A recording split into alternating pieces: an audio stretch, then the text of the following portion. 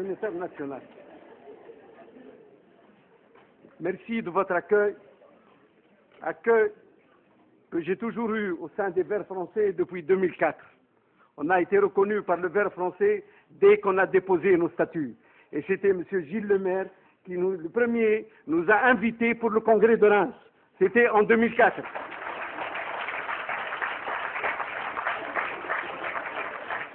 Et depuis ce jour, nous avons d'excellentes relations avec les Verts français. C'était à l'époque les Verts français. Et dès que Ben Ali, le dictateur, a créé son faux parti vert, les Verts français, ils ont fait une déclaration, ils ont dit que le dictateur a choisi ses Verts. Et c'était M. Constantin qui se rappelle de ce problème. Donc, on a été reconnu par les Verts français dès la première minute. On a été reconnu par les Verts européens au Congrès de Genève en 2006. On a été reconnu par Global Greens en 2008. On a été reconnu par les Verts africains après certaines difficultés en 2009. Donc, voilà, si vous voulez, notre parcours. En Tunisie, nous avons d'excellentes relations avec tous les partis reconnus et non reconnus, sauf les partis du décor, sauf les partis de Ben Ali, sauf les partis de la dictature, qui ont soutenu Ben Ali dans sa dictature. Et c'était des partis décor qui touchaient l'argent du peuple, qui entraient au Parlement avec le ministère de l'Intérieur tunisien. Ce n'étaient pas des députés, c'était des faux députés au Parlement tunisien pour approuver la dictature de Ben Ali. Voilà ce qui s'est passé pour nous. On a résisté pendant 7 ans. C'est grâce aux Verts français, c'est grâce aux Verts européens et c'est grâce à Global Green que j'ai pu ici arriver vivant devant vous ici. Nous avons eu beaucoup de problèmes avec la dictature. Nous avons 2 camarades qui ont été assassinés indirectement par la dictature. Nous avons notre camarade responsable de l'environnement, M. Mansour Benfaraj, qui a été licencié de son travail par le ministre de l'Environnement lui-même. Il était expert international auprès d'un bureau d'études. On lui a supprimé son salaire, il a été licencié, et il n'a pas pu acheter les médicaments pour 5 €. Il a eu une crise cardiaque, il est mort. C'est la dictature qui l'a tué indirectement. Nous avons un deuxième camarade, un médecin qui avait une petite clinique à Béja, à 100 km de Tunis. Il a été aussi, il payait ses impôts directement, il n'a eu jamais eu de problème. On lui a dit, monsieur, ou vous quittez Tunisie verte, ou vous payez 100 000 € d'impôts. Après plusieurs mois de tracasseries administratives, avec l'administration, avec le tribunal, il est mort aussi d'une crise cardiaque. Nous avons perdu 2 amis, deux camarades militants parmi notre bureau pendant cette dictature. Aussi, nous avons perdu excusez-moi, je parle aussi de nos militants qui ont disparu. Nous avons aussi notre militant Nourdine Belkhedr, qui a été emprisonné pendant 12 ans chez Bourguiba, et qui est mort aussi, et avant de mourir, il a contacté Tunisie Verte, il a dit, moi je ne rentre que dans ce parti Tunisie Verte. Il était le leader de perspective. Des gens ici doivent le connaître, M. Nourdine Belkhedr. Voilà, nous avons perdu des éléments. Aussi, je vous demande une chose, messieurs, dames, vous qui soutenez Tunisie Verte, vous qui soutenez le peuple tunisien, de prendre 1 minute de silence pour les martyrs de la révolution, pour les jeunes morts à Sidi Bouzid, pour les jeunes morts à Kasserine, pour les jeunes morts à Sidi Bouzid. C'est eux qui ont fait la révolution. C'est pas les partis qui ont fait la révolution. C'est le peuple tunisien qui a fait la révolution en Tunisie.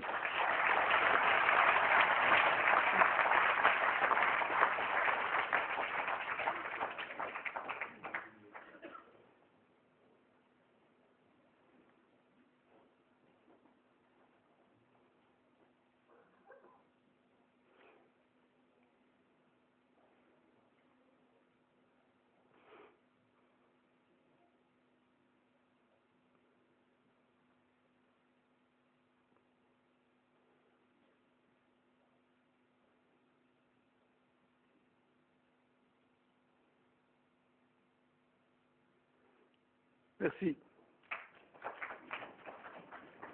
Excusez-moi, je risque d'être un peu lent. Je vais faire un petit compte rendu sur la révolution du jasmin en Tunisie. Chers camarades, la révolution de la jeunesse et des familles pauvres en Tunisie.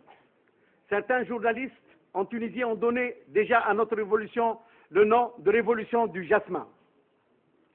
Oui, si on se réfère au peuple tunisien, acteur principal de cette révolution, et la Tunisie, pays méditerranéen, traversé et marqué par de grandes civilisations, berbères, romaines, carthaginoises et arabes islamiques. Notre peuple est besogneux, accueillant et ouvert à toutes les civilisations méditerranéennes depuis des siècles. Mais lorsqu'on quitte la capitale Tunis et tout le littoral touristique, on se voit contraint de réfléchir et à donner plus de considération à la révolution des pauvres. Cette révolution que nous croyons inachevée, elle n'a réalisé qu'un seul objectif, à savoir le départ du dictateur.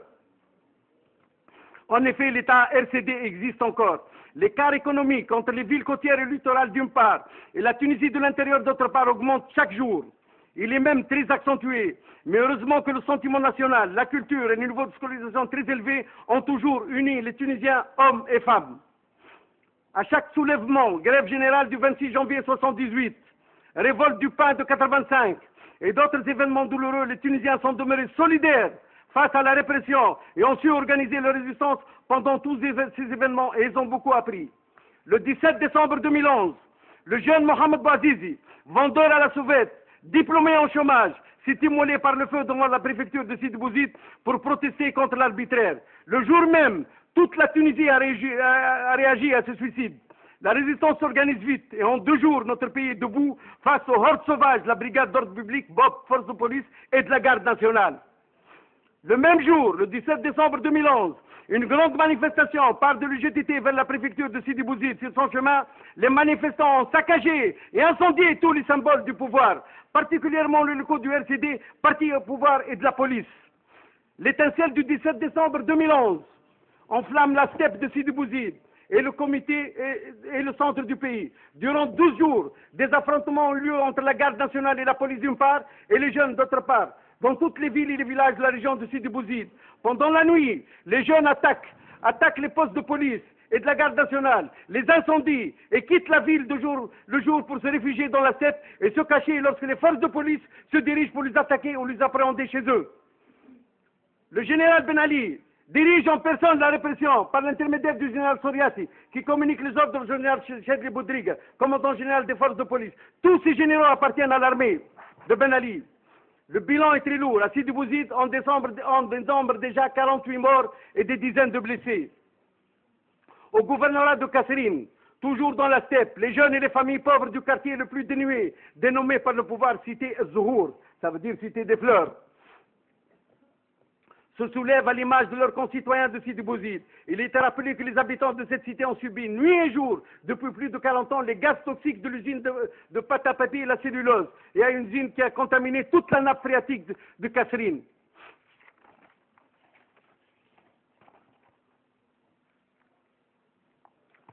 Toutes les sources et conduites d'eau potable sont polluées par les rejets de la dite usine dans la nature, ce qui a contaminé la nappe phréatique. À Feriana, une autre ville de la préfecture de Kasserine, les manifestants s'attaquent à tous les symboles du pouvoir. À Tala, les affrontements sont plus meurtriers et on dénombre plus de 100 morts et multitude de blessés. Durant un mois, la révolution a embrasé tout le pays. Des manifestations, des affrontements avec la police et la garde nationale ont fait des dizaines de morts et des centaines de blessés. Le chiffre exact est inconnu à ce jour.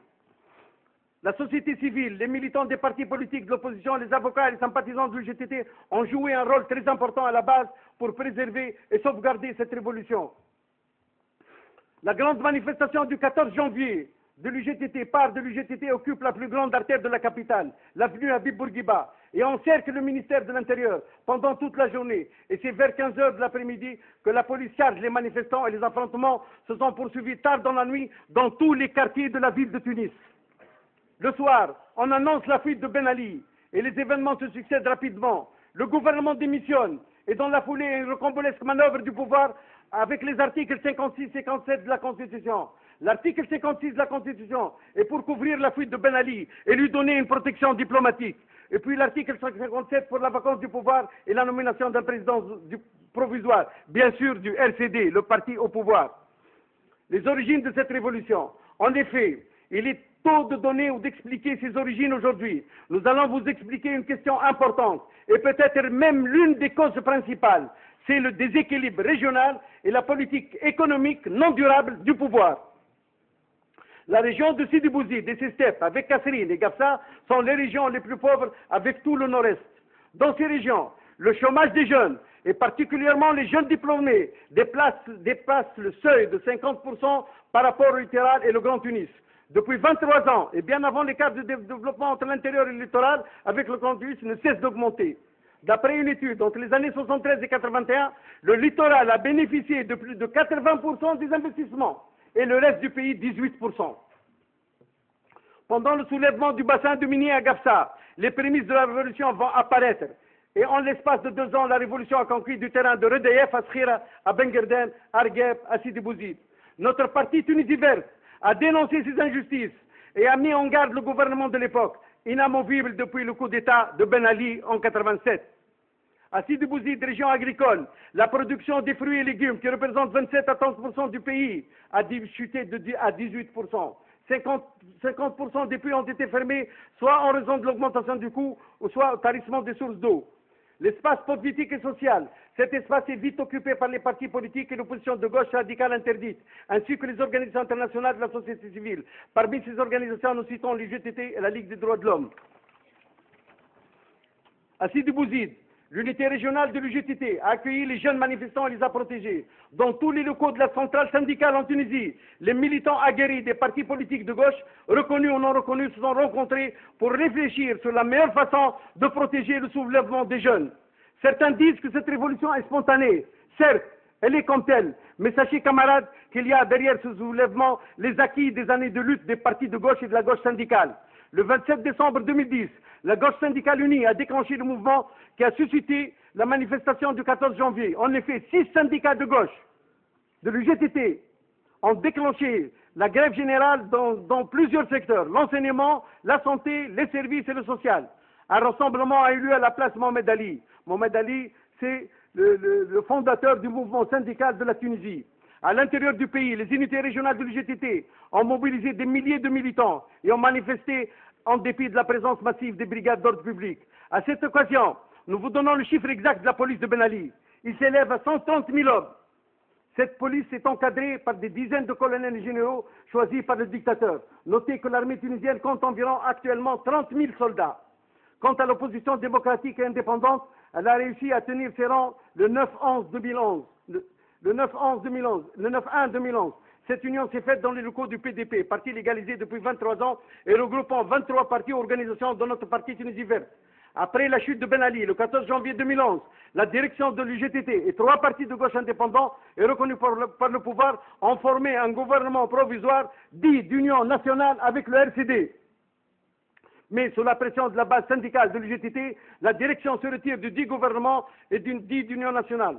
Seuls 2 dirigeants de l'opposition indépendante et reconnus sont restés dans le dit gouvernement. Il s'agit de M. Ahmed Ben Brahim, du mouvement Tajdid, ex-parti communiste, et de M. Chiabi du PDP. Le gouvernement du 17 janvier est encore rejeté par l'ensemble du peuple, qui exige la démission du RCD et de son gouvernement.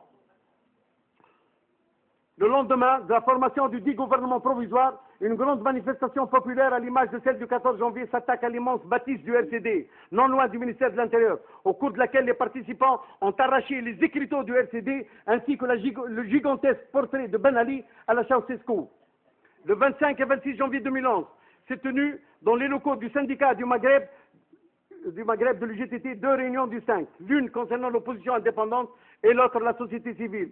Ces réunions ont été initiées par l'UGTT et le Conseil de l'ordre des avocats. Notre parti a participé activement à la réunion de l'opposition indépendante. Malheureusement, le 28 janvier, l'UGTT seul, avec le gouvernement, négocie et élimine tous les partis lors de la réunion du 25 et 26, Tunisie Verte, POCT, Nahda et tous les partis de gauche.